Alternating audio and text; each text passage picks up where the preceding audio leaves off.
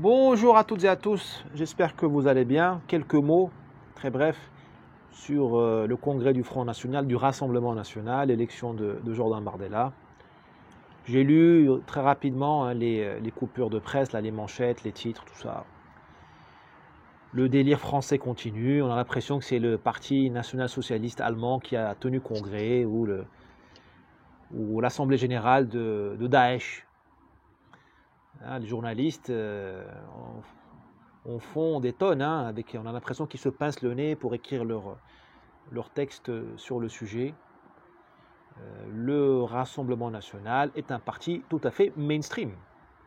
Si la France était un pays sérieux, si la scène politique française était rationnelle, si elle n'était pas folle, le Rassemblement National serait un parti comme un autre. Je vous assure qu'ici au Maroc, la plupart des partis sont sur la ligne du Rassemblement National. Ce sont des partis souverainistes, patriotes. Le Maroc d'abord. Ici, il y a la préférence nationale. Dans la loi marocaine, le code du travail. Il n'y a aucun problème. Ici, l'immigré, il est là et le Marocain, il est là. Bon, on me dirait, on peut toujours améliorer les choses, mais c'est comme ça. On peut toujours améliorer le sort du Marocain. On peut toujours... Je ne dis pas que les Marocains sont bien traités, mais en tout cas, ils sont mieux traités que les immigrés. Et ça gêne personne. Je vous assure que de Casablanca jusqu'à Dakar, voilà, il y a tout jusqu'au Caire, les idées du Rassemblement National ne choquent personne. Tous ceux qui le disent vous mentent. Ceux qui vous disent le contraire vous mentent. Vous mentent. Ce qui se passe, c'est que les idées, ce qui se passe, c'est que nous, les Maghrébins, les Africains, les Marocains, tout ça, nous ne sommes pas menacés dans notre existence même en tant que peuple. Donc on n'a pas besoin d'exprimer les idées de dire fermer les frontières. On n'a pas besoin. Nos frontières existent, elles n'ont pas été démontées. Nous sommes souverains. Dans un certain sens, on n'est pas complètement souverain, mais nous sommes souverains. Donc on n'a pas besoin de défendre la patrie sur ce plan-là. On n'est pas menacé par le grand remplacement. Vous l'êtes. Et croyez-moi que c'est très grave. Vous êtes sur le point d'être englouti, si ce n'est déjà trop tard. Donc c'est pour cela que vous ne trouvez pas des idées nationalistes chez nous, des idées patriotes, des idées souverainistes, pas parce qu'on ne les partage pas, parce qu'on n'a pas besoin. Aujourd'hui, notre problème à nous, c'est le développement, pour le dire d'une manière très franche, c'est la misère. Notre problème, c'est que les gens chez nous n'ont pas de dents.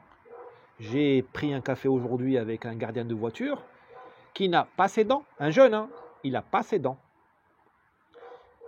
Il sent la sueur parce qu'il va pas, il n'y a pas de douche chez lui, d'accord, et il a des corps aux pieds, il marche mal et ses chaussures sont déchirées et recousues. 2022, Rabat.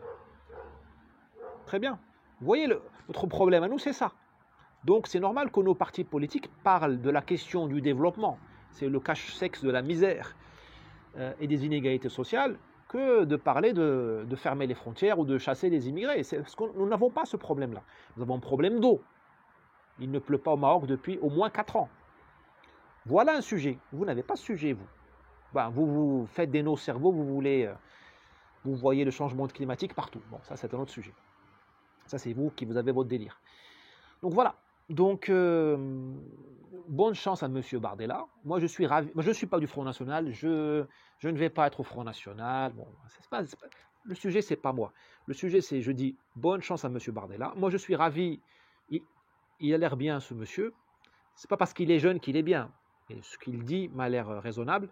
Je suis ravi pour la France et pour le Front National. Moi, je dis le Front National parce que moi, j'aime pas le travestissement. Enfin, comme dirait mon ami Vinicius de mon ami Vinicius de Moraes, la vie est aussi belle, la vie est belle et complexe comme un travesti. Donc j'ai rien contre un travesti.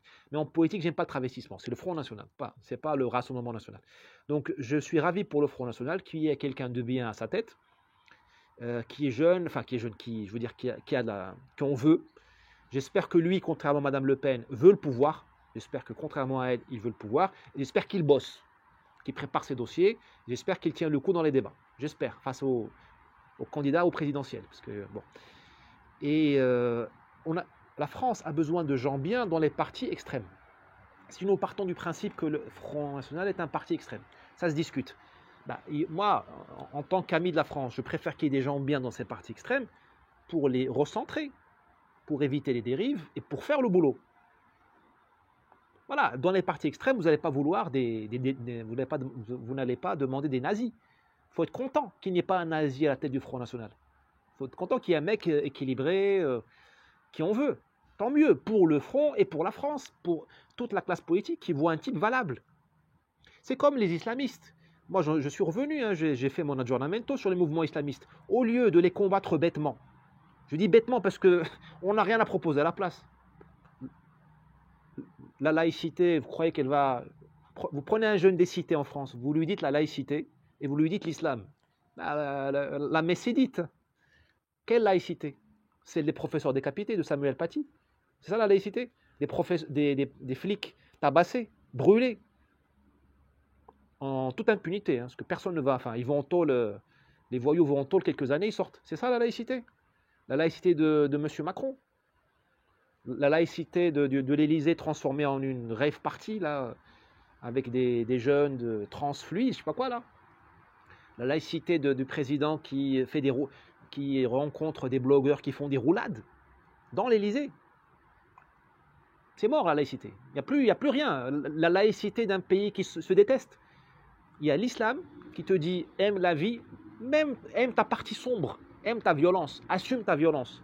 C'est ça un des messages de l'islam. Et tu as la laïcité qui te dit finalement repens-toi. Voilà. Comment tu veux que le type s'assimile si tu lui dis repens-toi? Personne ne veut se repentir.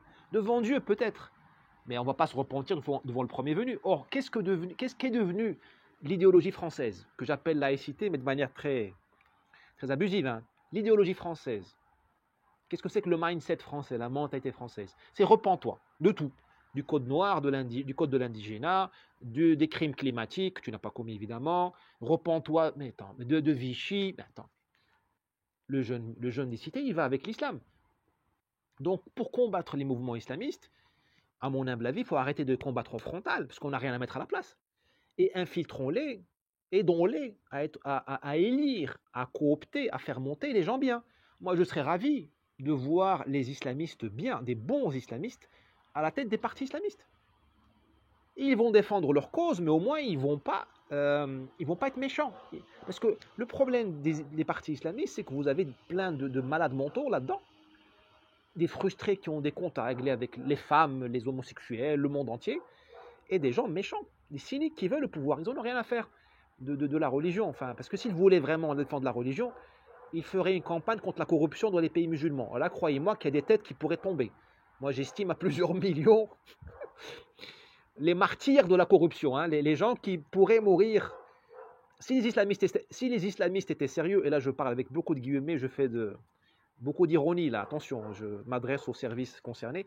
Si les islamistes étaient sérieux, ils se déchaîneraient sur les corrompus, qui eux insultent la morale islamique. Depuis quand l'islam cohabite avec la corruption? Depuis quand l'islam tolère la corruption? Depuis quand? Depuis quand? Bon. Donc il nous faut des islamistes, je dis bien il nous faut des islamistes, des gens bien, qui aiment Dieu, qui lisent les textes. Je ne dis pas que les textes sont magnifiquement, je ne dis pas que les textes sont l'équivalent de la Déclaration des droits de l'homme. Je suis lucide, je sais que les textes sont ce qu'ils sont, mais je préfère des mecs qui savent lire et qui lisent ce que leurs yeux lisent que des gars qui prennent leurs ordres par DVD depuis Karachi au Pakistan. Et il faut des islamistes, comment dirais-je, avec les gens bien, on s'arrangera. Avec les gens bien, on s'arrangera. On fera. Je ne dis pas qu'il faut collaborer, mais je dis, on trouvera toujours un modus vivendi parce qu'avec les gens bien, il peut y avoir une discussion. Et on discute même avec ses ennemis. Hein. Même avec les Russes, on va discuter un jour ou l'autre. Voilà. Donc, pour revenir au Front National, ouais, tant mieux qu'il y ait Jordan Bardella, et puis je lui espère tout le succès du monde, et je vais dire quelque chose qui va choquer beaucoup de monde, et bon, c'est ce que je pense. Le succès de Bardella au Front National, ce sera un succès pour la France. Parce que si Bardella arrive s'il arrive au pouvoir, ça veut dire qu'il va y arriver avec des idées plutôt plus mainstream, on va dire, pas plus consensuelles, mais plus qui rassurent toutes les classes sociales. Il faut bien former un groupe, un front commun. J'espère que le Front National sera un front commun entre les pauvres les classes moyennes et une partie de la bourgeoisie. J'espère. Sinon, tu n'arrives pas au pouvoir en France. La France est un pays de classe moyenne, ce n'est pas un pays de prolétaires.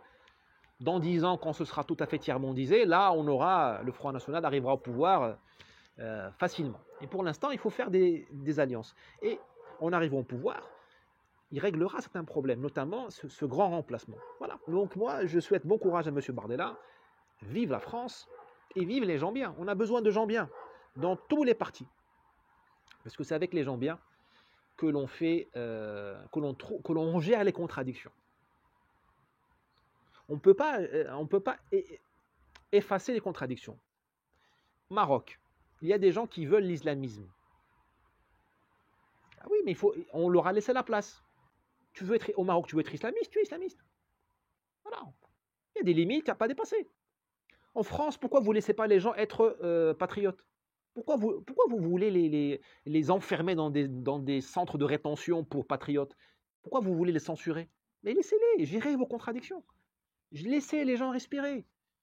Gérez les contradictions, mettez-les au pouvoir, comme le font les Italiens, et on verra bien, une fois qu'ils seront au pouvoir, comment ils vont gérer les choses.